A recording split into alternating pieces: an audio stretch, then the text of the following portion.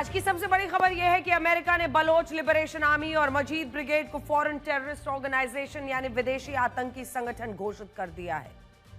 यह फैसला भी ऐसे समय में लिया गया है जब पाकिस्तान के army chief general Asim Munir पिछले 2 महीनों में दूसरी बार अमेरिका के दौरे पर आए।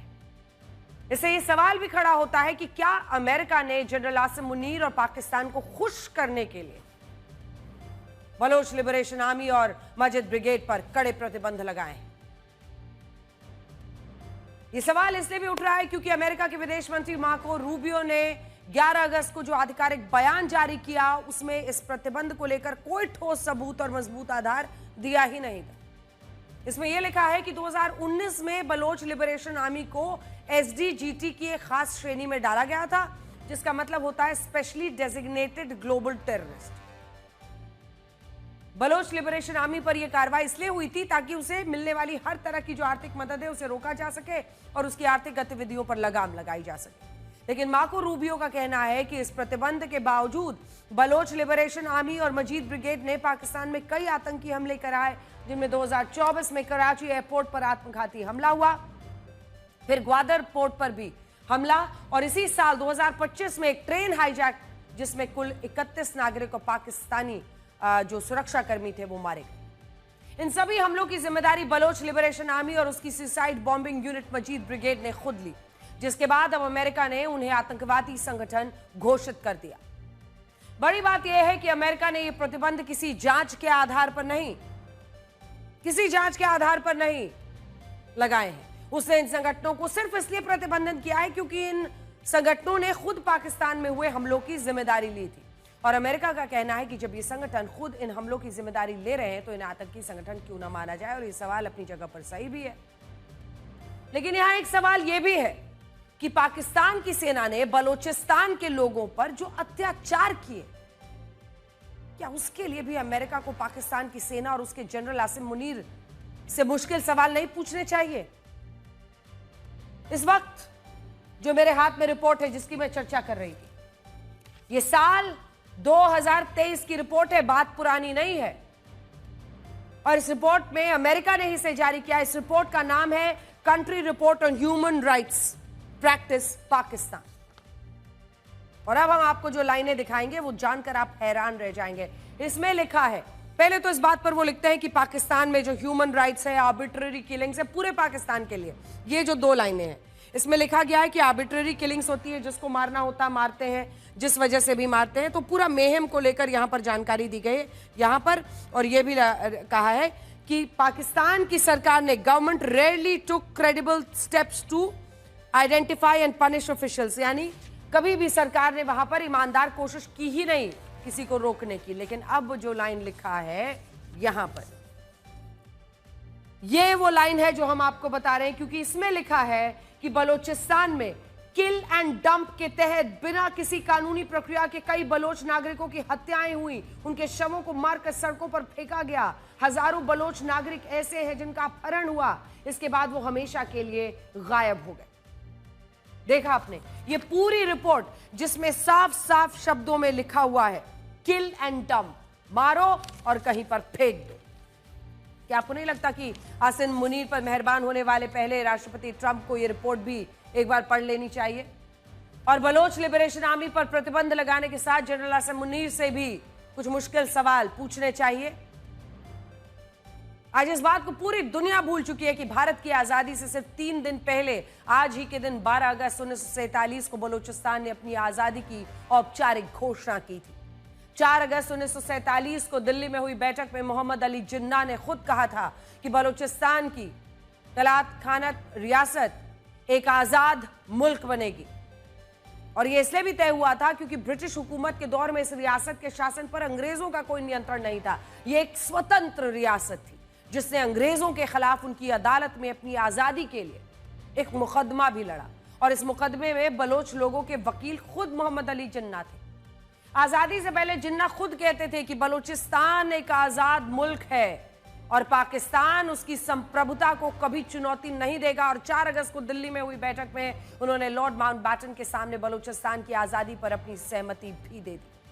भारत की आजादी से सिर्फ 3 दिन पहले आज ही के दिन 12 अगस्त 1947 को कलात खानत के रियासत ने अपनी आजादी की औपचारिक घोषणा की, जिसे पाकिस्तान ने स्वीकार किया, लेकिन यह आजादी सिर्फ 227 दिनों तक रही।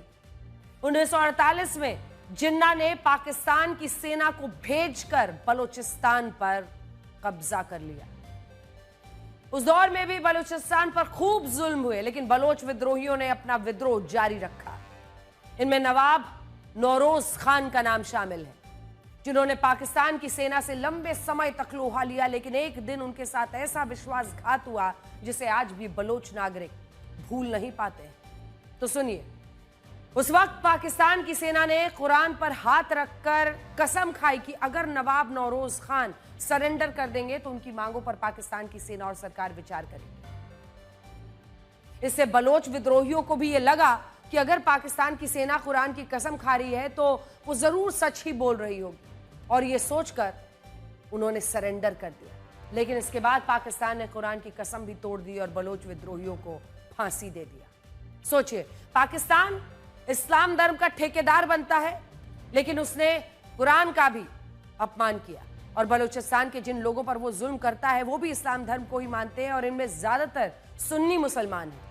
हालांकि गाजा के मुसलमानों की तरह बलूचिस्तान के इन मुसलमानों की कोई बात नहीं करता, इनकी आवाज कोई नहीं उठाता। यहां यह समझना भी जरूरी है कि इस मामले में विवाद इस बात को लेकर नहीं है कि बलोच लिबरेशन आर्मी पर प्रतिबंध क्यों लगे, बल्कि यहां विवाद इस फैसले की टाइमिंग पर है। आप खुद सोचिए, जब बलूचिस्तान में तेल के भंडार विकसित करने के लिए अमेरिका और पाकिस्तान के बीच डील होती है, बलोच लिबरेशन आर्मी इसका विरोध करती है, तभी उस पर यह प्रतिबंध क्यों लगता है? और यह फैसला ऐसे वक्त में क्यों लिया जाता है जब पाकिस्तानी सेना के प्रमुख जनरल आसिम मुनीर अमेरिका के दौरे पर है?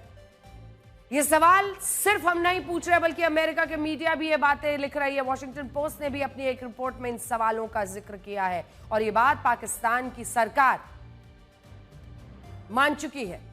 अब पाकिस्तान की सरकार में मंत्री कैसर अहमद शेख का ये बयान जरा सुनिए, जिसमें उन्होंने 20 जून 2025 को कहा था कि आसिम मुनीर बलूचिस्तान के खनिज का सौदा करने के लिए व्हाइट हाउस में राष्ट्रपति ट्रंप के साथ मुलाकात कर रहे हैं।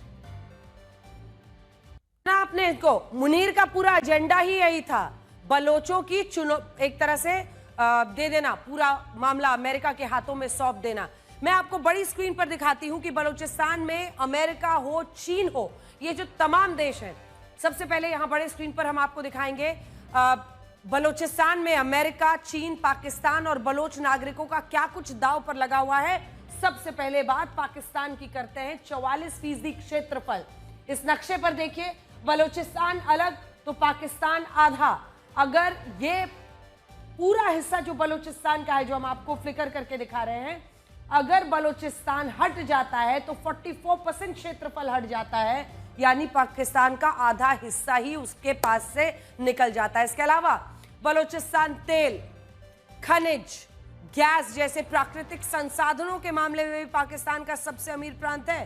पाकिस्तान की जो 40%, एक एक करके हम आपको सारे नंबर्स दिखाएंगे, कुदरती तौर पर अगर आप देखें तो संसाधनों में बलूचिस्तान बहुत अमीर है, इसीलिए सबकी नजर रहती है। अगर ये प्रांत पाकिस्तान के हाथ से निकला तो वो बर्बाद हो जाएगा, क्योंकि तेल, खनिज, नेचुरल गैस, कोयला, बिजली उत्पादन, इन सब में सबसे ज्यादा उसी के पास है, और यही वो बलूचिस्तान का हिस्सा है जहां पर तेल, खनिज, नेचुरल गैस, कोयला, बिजली उत्पादन होने के बावजूद पाकिस्तान वहां पर समझौता करता है, बलोचों पर ही एक के बाद एक हमले करता है, और किल एंड डंप, जैसा कि अमेरिका ने ही कहा था, वहां पर वो किल एंड डंप करता है बलोचों को। पाकिस्तान में चीन का जो निवेश है, अब आपको दिखाते हैं। इसी बलूचिस्तान में चीन का भी काफी कुछ दांव पर लगा हुआ है। तो अब बारी चीन की है, हम आपको दिखाते हैं चाइना, कैसे यहां पर चाइना पाकिस्तान इकोनॉमिक कॉरिडोर, जिसे CPEC भी कहा जाता है, वो पाकिस्तान के बलूचिस्तान में ही बन रहा है। यही उसका रूट है, देखिए यहां से होता हुआ ये बलूचिस्तान से होता हुआ आगे बढ़ रहा है। चीन ने इस क्षेत्र को मिलाकर पाकिस्तान में 5,17,000 करोड़ रुपए का निवेश किया है, जो अमाउंट हमने आपके लिए लिख दिया है। यह पैसा बलूचिस्तान में rail network, highway, gas pipeline, बिजली प्रोजेक्ट्स बनाने पर भी खर्च हो रहा है। तो ये पूरा यहां पर, चाहे वो रेल नेटवर्क बना रहा हो, गैस पाइपलाइन हो, पावर प्रोजेक्ट, इस सब के लिए चीन ने वहां भारी निवेश किया है। और यहां पर जब आप पाकिस्तान और बलूचिस्तान देखते हैं तो आप देखिए यहां से ये CPEC जो आ रहा है, ये यहां के बाद बलूचिस्तान में ही होकर आगे बढ़ता है। इसके अलावा पाकिस्तान का ग्वादर पोर्ट भी बलूचिस्तान प्रांत में ही है, जिसे पाकिस्तान ने चीन की एक कंपनी को 40 सालों की लीज पर दे दिया है। अगर बलूचिस्तान आजाद होता है या वहां स्थिरता बढ़ती है तो इससे चीन को भी जबरदस्त नुकसान होगा। तो हम आपको दरअसल बताना चाह रहे हैं, ये ग्वादर पोर्ट जहां पर वो सीपीसी खत्म होता है, यहीं पर है ग्वादर पोर्ट। ये चीनी कंपनी को लीज पर दे दिया है। अगर ये बलूचिस्तान अलग होता है तो आप सोचिए चीन के लिए उसका सारा का सारा निवेश डूबने के बराबर हो जाएगा। तो ये हो गई चीन की बात। अब बात अमेरिका की करते हैं कि बलूचिस्तान पर अमेरिका की नजर क्या। अमेरिका का भी इस क्षेत्र में काफी कुछ दांव पर लगा हुआ है। ईरान के खिलाफ युद्ध, ये देखिए, ये वाला जो पूरा हिस्सा आप देख रहे हैं, ईरान के खिलाफ युद्ध में बलूचिस्तान की जमीन अमेरिका के लिए निर्णायक हो सकती है। ये वो हिस्सा है जो हम आपको दिखा रहे हैं पाकिस्तान में। ये बलूचिस्तान वाला हिस्सा है जो यहां पर है। ये 909 किलोमीटर है लंबी सीमा ईरान से लगती हुई है बलूचिस्तान की, और ये 909 किलोमीटर्स का जो पूरा एरिया है ईरान के खिलाफ। और दूसरा, अमेरिका ने पाकिस्तान में ऑयल रिजर्व स्थापित करने के लिए जो डील की है, उसमें सबसे ज्यादा ऑयल रिजर्व बलूचिस्तान में ही हो सकता है। तो आप समझ गए होंगे कि अमेरिका का क्या कुछ यहां पर दांव पर लगा हुआ है। और अब आइए आपको बताते हैं जल्दी से, क्योंकि हमने आपके सामने लिख दिया है। We have just concluded a deal with the country of Pakistan where Pakistan and the United States will work together in developing the massive oil reserves. इन्हीं तेल के जो शोधन की बात हो रही है, जो तेल का जो रिजर्व्स है उस पर काम करने की बात हो रही है। हमने पाकिस्तान के साथ एक समझौता किया है जिसके तहत पाकिस्तान और अमेरिका अपने विशाल तेल भंडारों के विकास पर मिलकर काम करेंगे। तो आप समझ रहे होंगे कि अमेरिका का एक तो तेल वाला मामला है, दूसरी तरफ ईरान वाला मामला है, और इन्हीं वजहों से वो उसके साथ चिपका हुआ है। अमेरिका ने 8 अक्टूबर 1997 को हरकत उल मुजाहिदीन को विदेशी आतंकी संगठन घोषित किया था। दिसंबर 2001 में जैश ए मोहम्मद और लश्कर ए तैयबा पर भी इसी तरह के प्रतिबंध लगाए। पाकिस्तान के वो आतंकी जो आज तक घूम रहे हैं। सितंबर 2012 में हक्कानी नेटवर्क और अगस्त 2017 में हिजबुल मुजाहिदीन को भी विदेशी आतंकी संगठनों की सूची में डाला गया। और इन सारे आतंकी संगठनों को पाकिस्तान में शरण मिली हुई थी, लेकिन इसके बावजूद ना तो पाकिस्तान का कुछ बिगड़ा और ना ही इनके आकाओं पर कोई कार्रवाई हुई। आइए लेकर चलते हैं आपको आज जैश ए मोहम्मद का चीफ मसूद अजहर। आप देखिए, एक एक करके हम आपको सबका लेखा जोखा यहां पर बताने वाले हैं। मसूद अजहर पाकिस्तान के पंजाब प्रांत के बहावलपुर शहर में हो सकता है। ये बात बार बार वहीं की मीडिया बताती है। लश्कर ए तैयबा का चीफ हाफिज सईद पाकिस्तान के लाहौर में हो सकता है, और आप उसकी ये लोकेशन भी देख सकते हैं। संभावित आतंकी मसूद अजहर की यहां पर है पंजाब प्रांत में पाकिस्तान, तो ये आतंकी हाफिज सईद संभावित ठिकाना लाहौर पाकिस्तान। ये दोनों लोकेशन सोचिए, अमेरिका इन्हें अंतर्राष्ट्रीय आतंकवादी मानता है, इनके संगठनों पर कड़े प्रतिबंध लगाता है, लेकिन पाकिस्तान की सरकार इनकी खातिरदारी करती है, इन पर कभी कोई कार्रवाई नहीं होती। उल्टा आसिम मुनीर को राष्ट्रपति ट्रंप व्हाइट हाउस में लंच कराते हैं और अमेरिका में आसिम मुनीर के बार बार दौरे होते हैं। नवंबर 2017 में खुद अमेरिका ने पाकिस्तान को एक लिस्ट दी थी और उसे यह बताया था कि उसके यहां 20 आतंकी संगठन हो सकते हैं, लेकिन आज इसी पाकिस्तान को अमेरिका एक मंच दे रहा है और यह कह रहा है कि वो पाकिस्तान के साथ मिलकर आतंकवाद को हराने के लिए प्रतिबद्ध है। अमेरिका की राजधानी वॉशिंगटन डीसी में पेंटागन के ही पूर्व अधिकारी माइकल रूबन ने एक इंटरव्यू में पाकिस्तान के army chief general Asim Munir और राष्ट्रपति डोनाल्ड ट्रंप की काफी आलोचना की। उन्होंने आसिम मुनीर को वर्दी पहनने वाला उसामा बिन लादेन कहा है, पर ये ट्रंप के कानों तक पहुंचे तब। और राष्ट्रपति डोनाल्ड ट्रंप को भी एक बिजनेसमैन बताया है और ये कहा है कि वो सौदेबाजी में माहिर है, लेकिन वो ये नहीं समझते कि एक खराब शांति समझौता कभी कभी युद्ध को और बढ़ावा दे सकता है। उन्होंने ये भी कहा है कि परमाणु हमले को लेकर आसिम मुनीर की धमकी ये बताती है कि पाकिस्तान ने एक वैध यानी लेजिटिमेट देश होने का अधिकार खो दिया है।